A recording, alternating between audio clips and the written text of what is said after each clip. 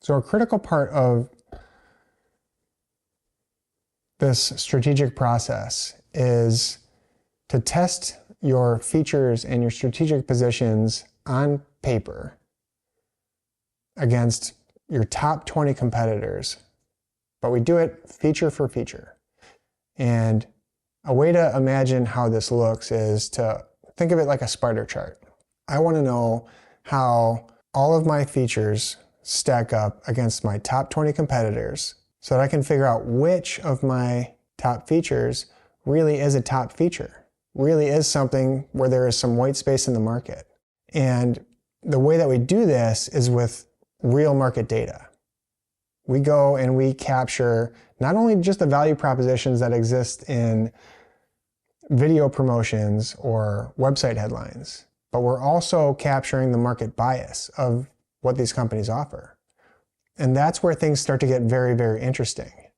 Somebody might actually offer a feature or a function, but it might not actually resonate well within their current customers. So that's what we're going to do.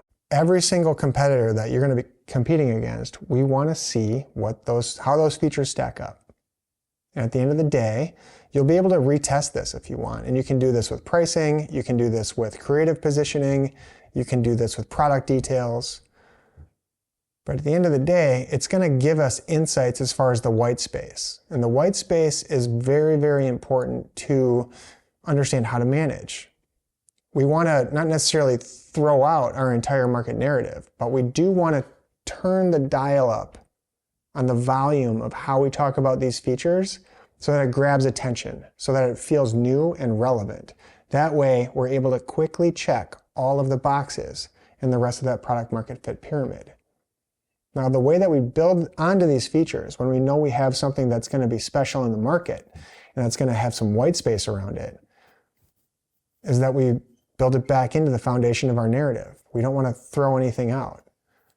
We want to keep that foundation and continue to build on this. It'll eventually take shape in a communications platform that your sales and marketing people can use, or you yourself can input into the website builders or the presentation builders. Those core values should always be present because that's the story. You never want to lose sight of the story. But when you're talking about a detail and when you are in the weeds in a sales meeting, you want to make sure that those details always line back up to the principles of your story. This is one of the critical steps to de-risk any investment in product.